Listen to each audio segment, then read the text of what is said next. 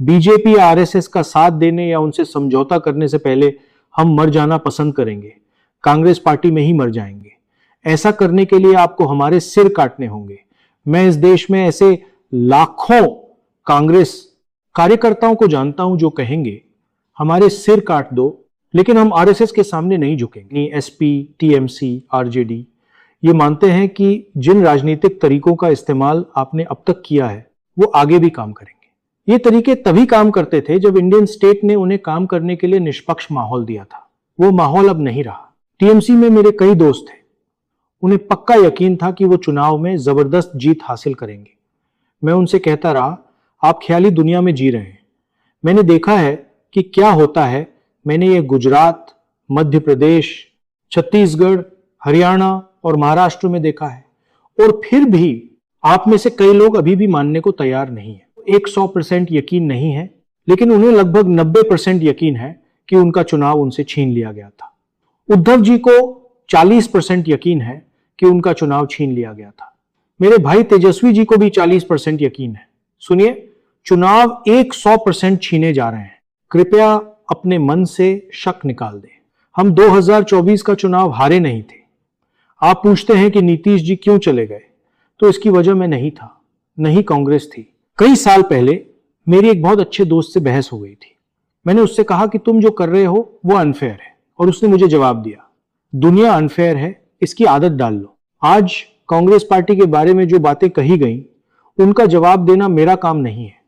मेरा काम तो शैव परंपरा की तरह सब कुछ पी जाना है, नीलकंठ की तरह जो सारा जहर पी जाते हैं। आप और जो कुछ भी कहना चाहें, मेरी या कांग्रेस पार्टी की जो भी आलोचना करना चाहें, हम उसे स्वीकार करेंगे, चेहरे पर मुस्कान के साथ खुशी खुशी स्वीकार करेंगे। हम आपको खुश करने की कोशिश करेंगे, क्योंकि हमारी भूमिका मूल रूप से आपकी भूमिका से अलग है। मैं ये बात अहंकार में नहीं कह रहा हूं। जैसा कि आप में से कई लोगों ने कहा है, हमारी भूमिका आप सभी को प्यार और मोहब्बत के साथ एकजुट करना है। मैं 2004 से कांग्रेस पार्टी का सांसद हूं, जब मैंने अपना पहला चुनाव लड़ा था। हमारी पार्टी का संगठन भारत की बाकी सभी पार्टियों से बुनियादी तौर पर अलग है, और मैं ये बात पूरी विनम्रता के साथ कह रहा हूं। क्यों?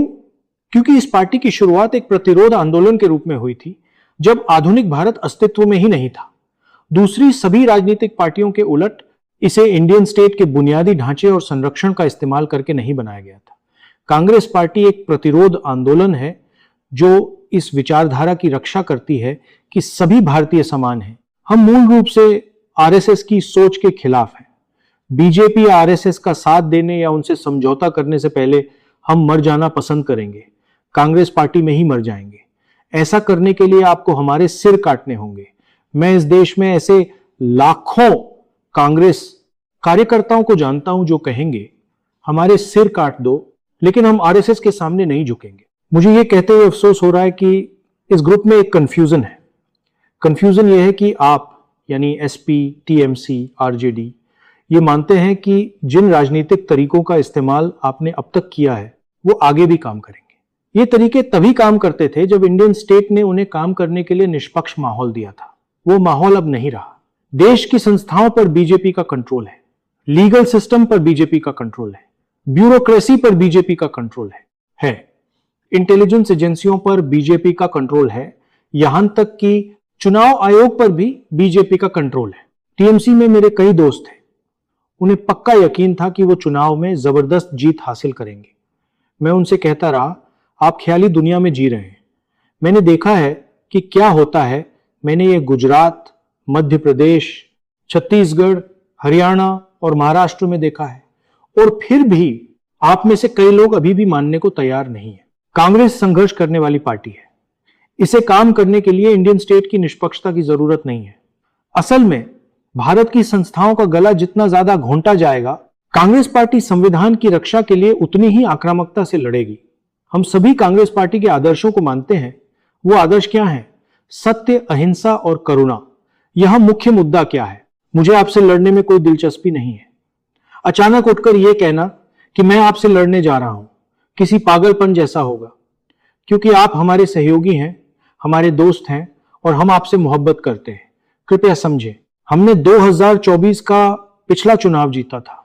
हम 2024 का चुनाव हारे नहीं थे। आप पूछते हैं कि नीतीश जी क्यों चले गए, तो इसकी वजह मैं नहीं था, नहीं कांग्रेस थी।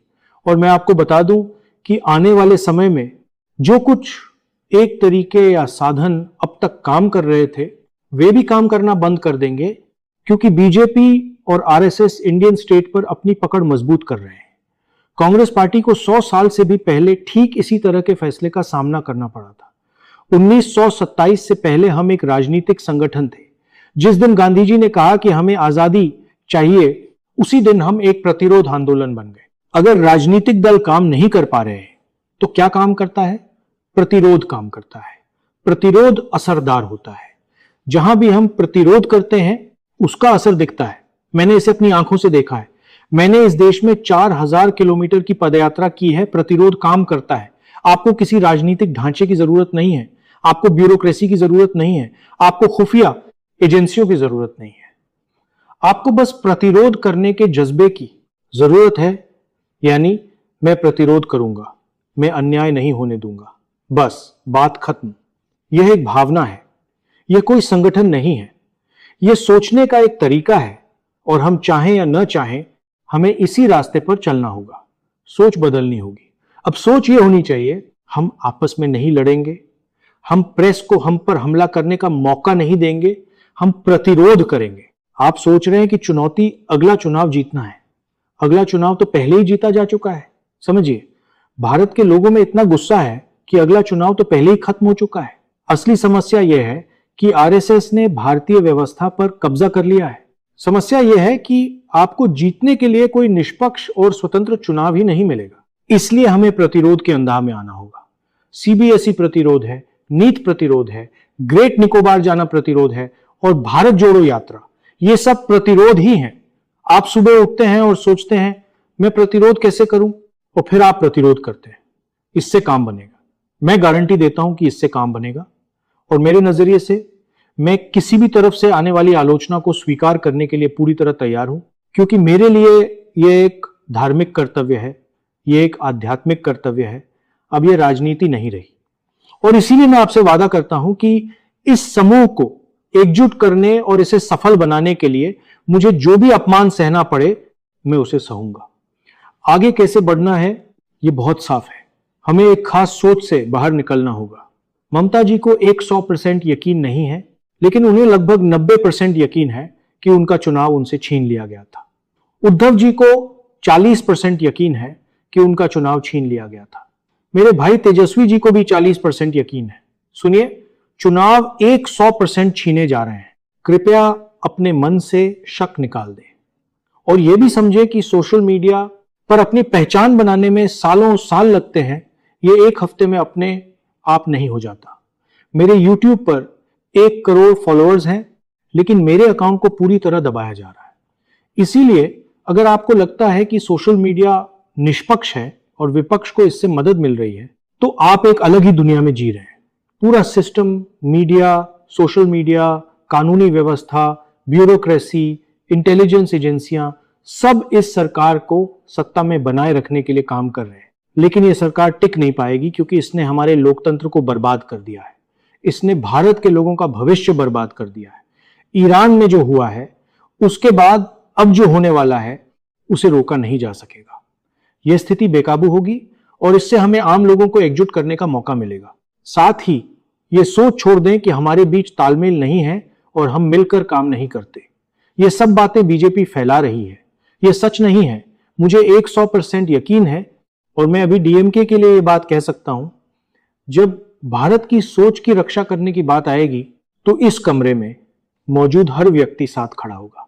हमारी आपस में लड़ाइयां हैं, लेकिन अगर आप मुझसे केरल के पूर्व मुख्यमंत्री को गले लगाने के लिए कहें तो मैं ऐसा नहीं कर सकता और नहीं करूंगा, क्योंकि उनके साथ मेरी राजनीतिक लड़ाई चल रही है।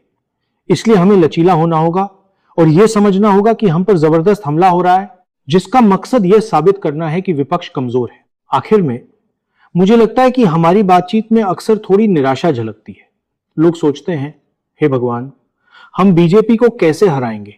मैं आपको बताता हूं, अगर हम एकजुट होकर उनका मुकाबला करें तो उन्हें हराना आसान है। पिछले चुनाव में किसी को भी, मेरे अलावा इस कमरे में मौजूद किसी को भी, यह यकीन नहीं था कि हम बीजेपी को हरा सकते हैं। अब इस कमरे में मौजूद हर किसी को यह यकीन करना होगा कि हम उन्हें हरा देंगे। आप इस यकीन के साथ शुरुआत करें और मैं आपको गारंटी देता हूं, एक के बाद एक राज्य में, एक के बाद एक चुनाव में, चाहे वो बेईमानी करें या ना करें, वो हारेंगे। बहुत बहुत धन्यवाद।